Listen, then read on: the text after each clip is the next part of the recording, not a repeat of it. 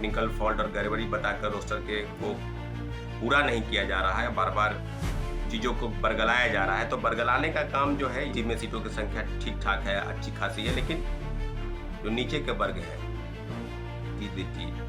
उसमें पूर्वक विचार करने की आवश्यकता थी। और गवर्नमेंट की तरफ से जो इनिशिएटिव लिया गया उसमें मुख्यमंत्री जी ने स्पष्ट कहा था कि ट्वीट करके कि हम परीक्षा दे रहे हैं, रिजल्ट का प्रकाशन अभी नहीं होना है या हो चुका है, तो उसको कहीं न कहीं शामिल करने का मौका जो है वो शिक्षा विभाग या 50,000 60,000 करोड़ की पढ़ाई। वही बात हुआ कि एक बार में 1,70,000 1,30,000 और जब कभी स्टेट दो बार हो गए, कभी एसटीईटी एक बार भी नहीं हुआ।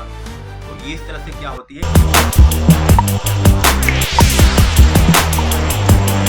नमस्ते, नमस्कार।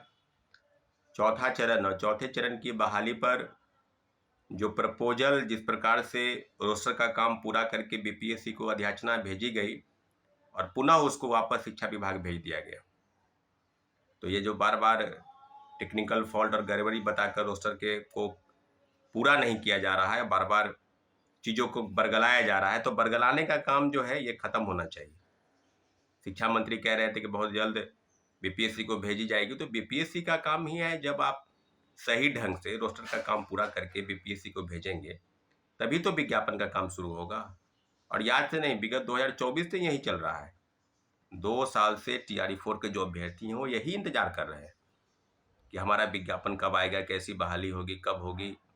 सीटों की संख्या जो है वो 32,000 बताई गई, जबकि पहले बार जब गया था तो 40,000 पद थी, यानी सीटों की संख्या घट गई।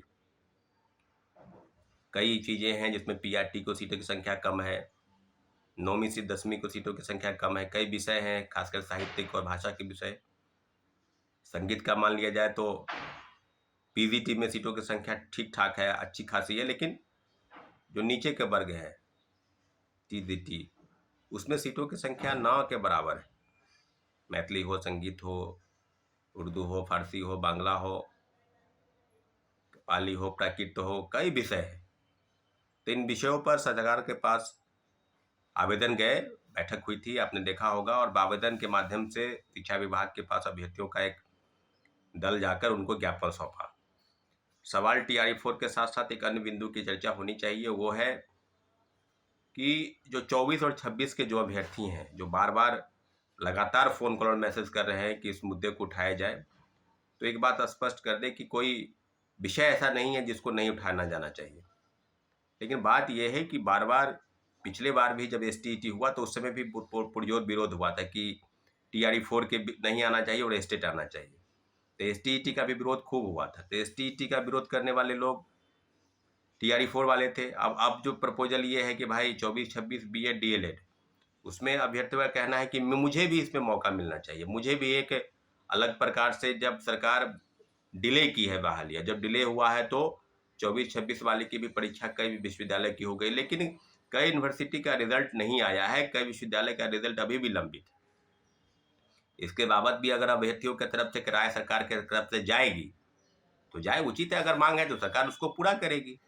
पिछले बार भी अभ्यर्थी कह रहे थे कि उचित मांग है, जो STT 2026 हुआ, 2025 हुआ, सॉरी, तो उस पर भी गंभीरतापूर्वक विचार करने की आवश्यकता थी। और गवर्नमेंट की तरफ से जो इनिशिएटिव लिया गया उसमें मुख्यमंत्री जी ने स्पष्ट कहा था कि ट्वीट करके कि हम 2026 में यानी TRE 5 के पहले स्टेट लेंगे। और शिक्षा मंत्री बार बार कह रहे थे कि STET किसी भी हाल में नहीं होगा, लेकिन स्टेट हुआ और पुनः फिर इस बार डिमांड की जा रही है। कल शायद उसका एक प्रोटेस्ट भी है। तो हमारा कोई विशेष ये नहीं है कि हम स्टेट और TRE 4, लेकिन अभी जो डिमांड ये है कि अभी TRE 4 होना चाहिए। अब सरकार उसको देखेगी कि STET वाले को कैसे उसमें एंट्री किया जाए, कैसे उसको एंट्री करवाया जाए कि वाकई में वो मुद्दा सही है या नहीं है, ये सरकार देखेगी, शिक्षा विभाग देखेगी, BSE भी देखेगी। उसके पहले पात्रता परीक्षा होनी चाहिए। पात्रता परीक्षा कब होगी? एक अपियरिंग के तौर पर उनको मौका मिलना चाहिए। जब आप परीक्षा दे रहे हैं, रिजल्ट का प्रकाशन अभी नहीं होना है या हो चुका है, तो उसको कहीं ना कहीं शामिल करने का मौका जो है वो शिक्षा विभाग या BPSC देगी या नहीं देगी। अभ्यर्थी अपने तरीके से प्रयास करे। अच्छी बात है कि अगर आपको मौका मिल जाता है, लेकिन अभी जो डिमांड है वो है कि चौथे फेज की बहाली। चौथे फेज की बहाली पर कहीं कोई इफवट नहीं है। 2 वर्षों से लगातार इंतजार चल रहा है। और फिर ये मुद्दा STET का मुद्दा जो आ गया फिर से कि वही बात है कि उनको भी शामिल किया जाए। तो गवर्नमेंट अपने तरफ से उसको देखे, उसको ठीक करे, वाकई में अगर मुद्दा सही है तो उनको शामिल करे। सवाल ये नहीं है कि कितने, अभी 15 लाख अभ्यर्थी जो है चौथे चरण की बहाली में बैठने जा रहे हैं। तो बार बार सिर्फ पात्रता परीक्षा ही होगी और बहाली नहीं होगी, तो फिर ये बार बार, हम तो पहले से कहते थे कि हर बार ST और सीटेट होता जाए और हर बार 50,000 60,000 सीटों की बहाली हो। तो वही बात हुआ कि एक बार में 1,70,000 1,20,000, और जब कभी स्टेट 2 बार हो गए, कभी ST एक बार भी नहीं हुआ। तो इस तरह से क्या होती है कि पात्रता परीक्षा और बहाली दोनों प्रक्रिया अलग अलग होने से बड़ी संख्या में अभ्यर्थी एक बार ज़्यादा हो जाते हैं, एक बार 9 के बराबर होते हैं। तो इस बार भी ऐसा है कि ST का मुद्दा किस प्रकार से गवर्नमेंट के पास अभ्यर्थी लेकर जाते हैं, ये कल के प्रोटेस्ट के बाद पता चलेगा। और पहले भी डिमांड हुई है। शिक्षा विभाग इसको कैसे सोचती है, BSc भी पात्रता परीक्षा कब कराएगी, क्योंकि साल में 2 बार कहा गया था कि पात्रता परीक्षा होगी। तो अब देखने वाली बात होगी इसको कैसे देखा जाए। लेकिन TRE-4 बहुत जल्द आना चाहिए, जितना जल्द हो सके विज्ञापन जारी हो, शिक्षा विभाग इसको तत्परता से देखे, जो भी कमी है, जो भी खामी है, उसको ठीक से पूरा करके BPSC को भेजे, ताकि आध्याचना आ जाए। और विज्ञापन में सीटों की संख्या बढ़ाई जाए। एक शिफ्ट में जो पहले की तरह परीक्षा होती थी, एकल पद्धति, उस तरह से परीक्षा हो। डोमिसाइल महिला आरक्षण का सही ढंग से पालन हो, पूरी गुंजाइश है उसमें कि कोई भी अभ्यर्थी जब अप्लाई करे तो उसको किसी भी प्रकार से डॉक्यूमेंट वेरिफिकेशन में या किसी अन्य प्रकार के गड़बड़ी का सामना न करे। और जो सवाल ये है कि 1 कैंडिडेट 1 रिजल्ट, इस पर सरकार, BPSC, शिक्षा विभाग पूरी तत्परता से काम करे, ताकि कोई अभ्यर्थियों का रिजल्ट जो है सही ढंग से प्रकाशन अगर उनका होता है तो वो चयनित हो जाए, न कि वो अलग अलग प्रकार से काउंसलिंग करा के उस सीटों को छोड़ दे।